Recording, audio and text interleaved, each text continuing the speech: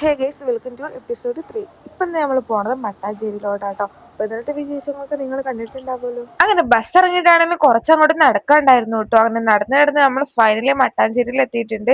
ഈ ഒരു സ്ട്രീറ്റാണ് ഇവിടെ മെയിൻ ആയിട്ട് കാണാനുള്ളത്.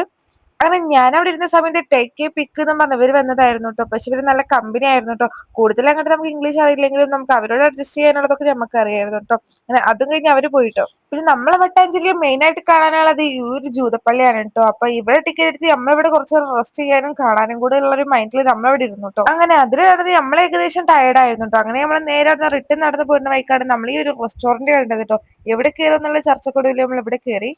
അങ്ങനെ നമ്മൾ ഇവിടുന്ന് നൈസ് ആയിട്ടുള്ള ഒരു ഫുഡും കഴിച്ച് നമ്മൾ ഇവിടുന്ന് ഇറങ്ങിട്ടോ. എന്തായാലും ഫുഡ് സൂപ്പർ ആയിരുന്നേ.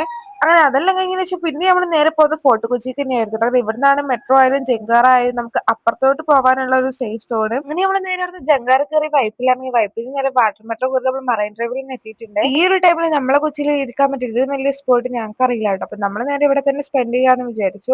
നമ്മൾ ഇവിടുന്ന് ഒരു ഫുഡ് ഐറ്റംസ് ഒക്കെ കഴിച്ച് നമ്മൾ ഇവിടുന്ന് അങ്ങോട്ടും ഇങ്ങോട്ടും നടന്നു.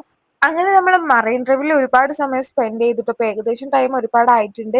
അങ്ങനെ അതെല്ലാം കഴിഞ്ഞതിന് ശേഷം നമ്മൾ നേരെ റൂമിലോട്ട് പോയിട്ടുണ്ടോ. റൂമിൽ പോയി നമ്മൾ റെസ്റ്റ് ചെയ്ത് ഫ്രഷ് ഒക്കെ ആയതിനു ശേഷം നമ്മൾ ഫുഡ് കഴിക്കാൻ നേരം നമ്മളെ സമ്മതി കൊച്ചിയിലോട്ട് തന്നെ പോകുന്നു കേട്ടോ. നമുക്ക് ഇവിടുത്തെ ഫുഡ് അങ്ങോട്ട് ഒരു ഹരായി തോന്നി. ഈ ഒരു ടൈമിൽ നമ്മൾ ഹെവി ആയിട്ടൊന്നും കഴിച്ചില്ല കേട്ടോ. നമ്മൾ ലൈറ്റ് ആയിട്ട് ഈ ഒരു ഫുഡ് ഐറ്റംസ് ഒക്കെ വാങ്ങി നമ്മൾ നേരെ റൂമിലോട്ട് വിട്ടിട്ടോ. അപ്പൊ എന്താ വിശേഷങ്ങൾ എത്രയുള്ളൂ ബാക്കി പിന്നെ